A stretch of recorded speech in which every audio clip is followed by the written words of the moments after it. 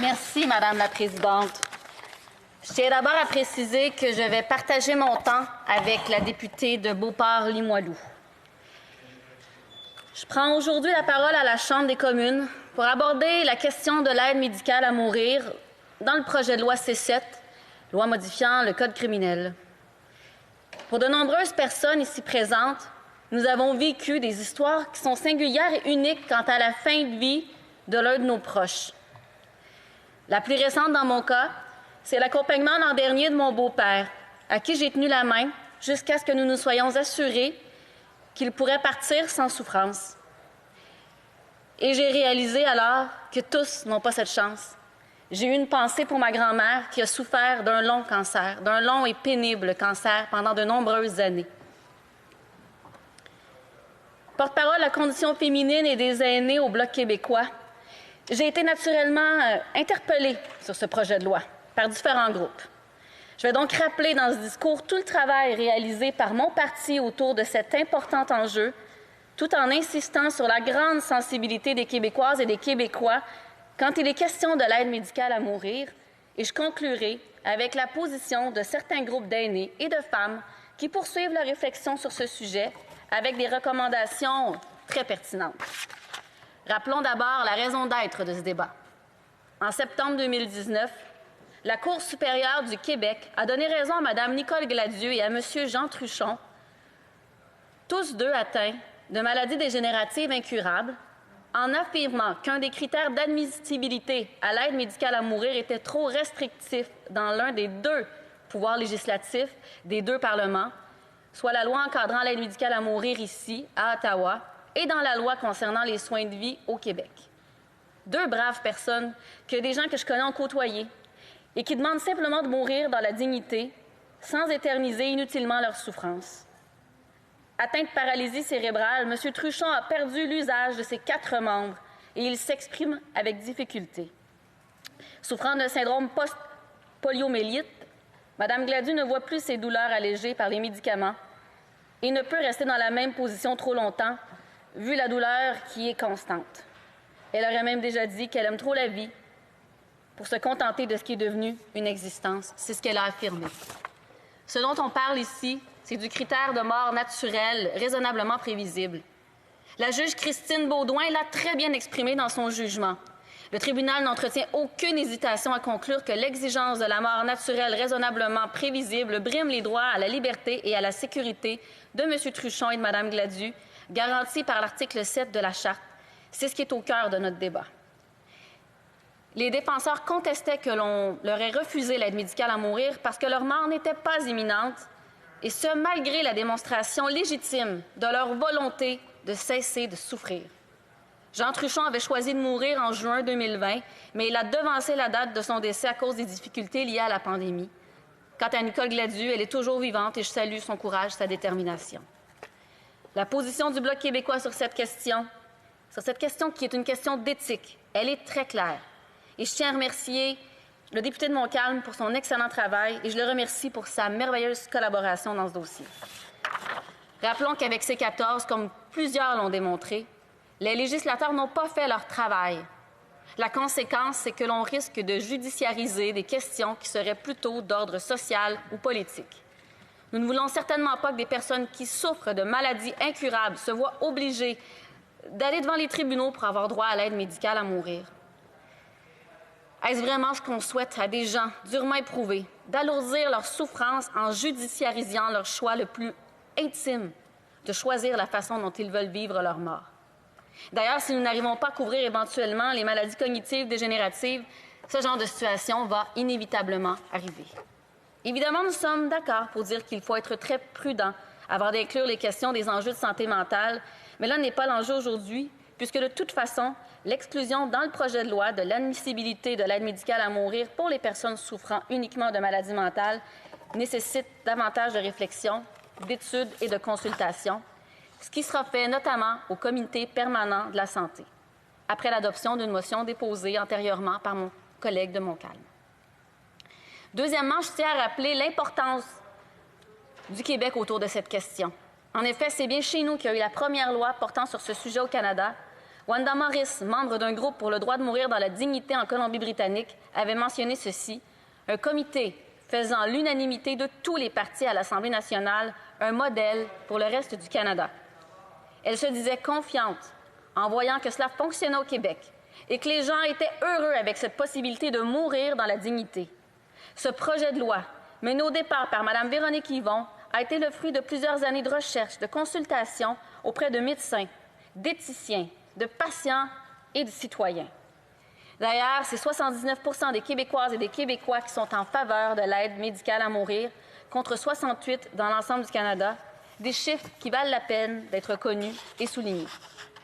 Comme l'avait d'ailleurs déjà déclaré Véronique Yvon, lorsque les partis politiques rassemblés à l'Assemblée nationale ont salué à l'unanimité en 2015 le jugement de la Cour suprême sur l'aide médicale à mourir, elle avait dit que c'était vraiment un grand jour pour les personnes malades, pour les personnes qui sont en fait de vie, pour le Québec, pour les Québécois qui ont participé à ce débat démocratique que l'Assemblée nationale a eu le courage de mettre en place en 2009. Je pense que collectivement, le Québec a vraiment tracé la voie et on l'a fait de la plus belle manière possible, de manière non partisane, totalement démocratique. Et en cette période de crise, Madame la Présidente, nous avons bien besoin de nous serrer les coudes, de travailler sur un ton constructif pour le bien-être des citoyens d'abord, sans oublier que l'on doit cesser d'opposer la question des soins palliatifs et de l'aide médicale à mourir. Il faut être capable d'offrir les deux, d'offrir le choix. Et pour ça, je vais me permettre une petite phrase sur l'importance d'augmenter à 35 % les transferts en santé au Québec et aux provinces qui sont mieux en mesure de connaître les réalités dans chacune de leurs régions respectives et de s'assurer qu'il y ait le moins possible de disparités entre les différentes régions. Maintenant, en troisième lieu, j'aimerais vous faire rapport d'une rencontre que j'ai eue avec l'Association féminine d'éducation et d'action sociale, mieux connue sous le nom de la FEAS, dans le cadre de mes fonctions de porte-parole des aînés et de la condition féminine. Lors de cette réunion, ces femmes m'ont fait part de leurs préoccupations quant à cet enjeu. Et dans le guide d'animation 2018-2019 de la FEAS, on peut lire ceci. « Est-ce que l'aide médicale à mourir fait partie de la qualité de vie pour les personnes qui n'en peuvent plus d'attendre la fin et qui répondent aux nombreux critères que l'on doit rencontrer pour obtenir cette aide? Cette occasion d'exprimer leur dernière volonté est sans doute bienvenue. Ce sursaut d'autonomie peut être rassurant et peut permettre d'envisager la mort plus sereinement.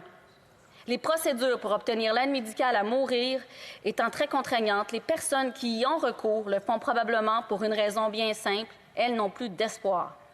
Cette procédure n'est pas accessible aux personnes qui ne sont pas en fin de vie, des personnes qui sont atteintes de maladies dégénératives, qui souffrent dans leur corps, dans leur tête, n'ont pas accès à l'aide médicale à mourir.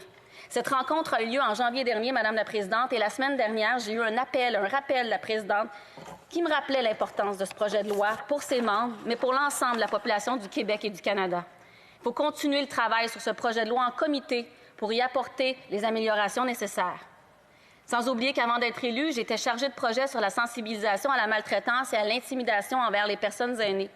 J'apprenais aux gens que la violation des droits, c'est un type de maltraitance, que toute atteinte aux droits et libertés, de refuser de reconnaître les capacités de la personne à consentir, à accepter ou refuser un traitement médical, c'est un type de maltraitance. En 2020, il est plus de temps, vraiment prendre le temps de viser la bientraitance.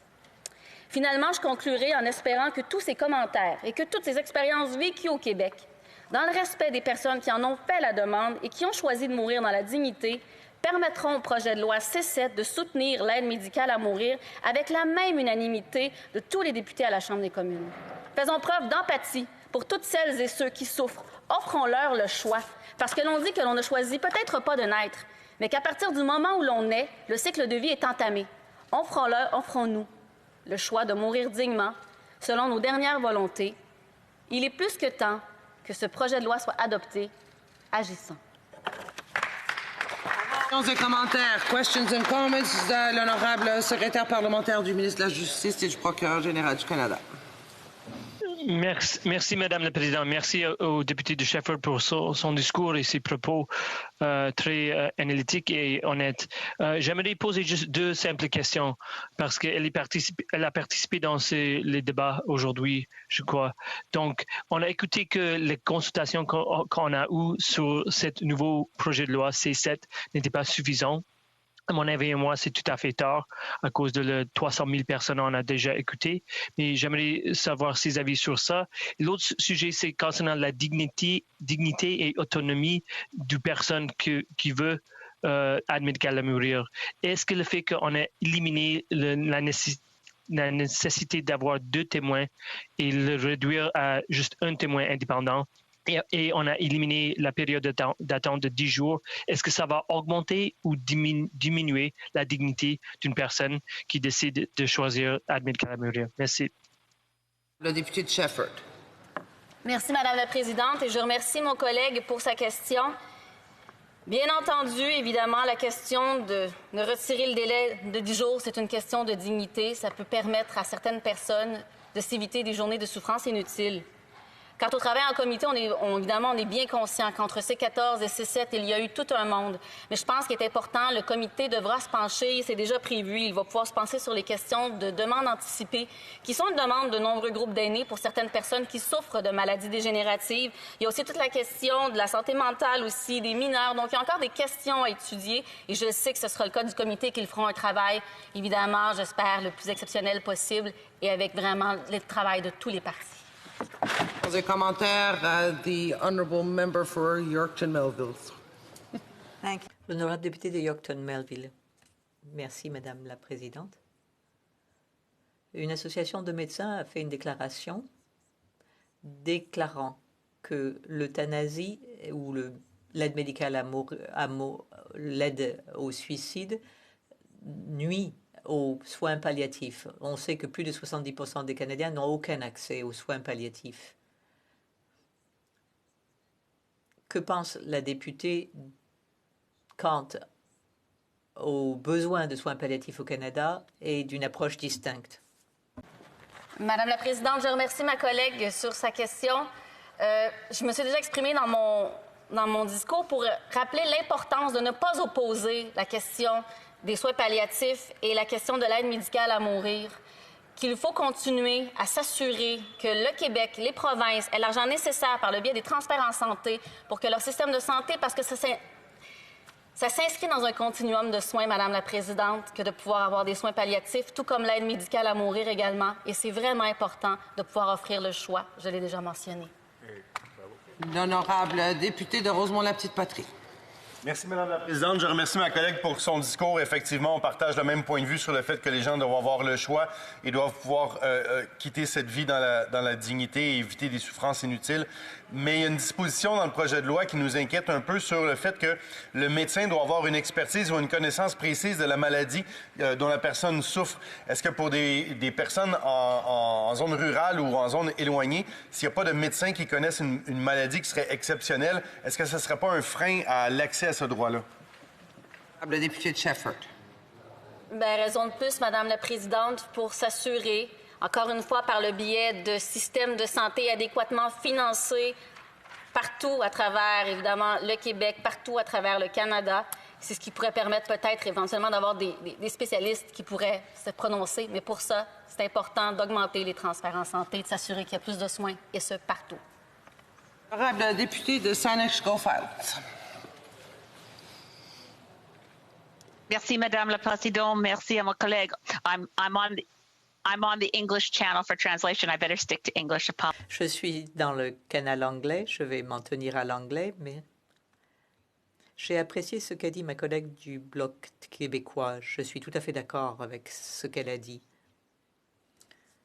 Y a-t-il eu des réactions comme quoi le projet de loi ouvrirait la porte à une aide médicale à mourir pour des gens souffrant de maladies mentales? À ce que je comprends, ce n'est pas du tout envisagé. Une très rapide question. Réponse. Merci beaucoup à ma collègue pour sa question et je tiens à rappeler que justement, s'il n'y a pas la question de la santé mentale dans ce projet de loi-là, c'est parce que mon collègue député de Montcalm a évidemment rappelé l'importance de faire attention sur cette délicate question de la santé mentale.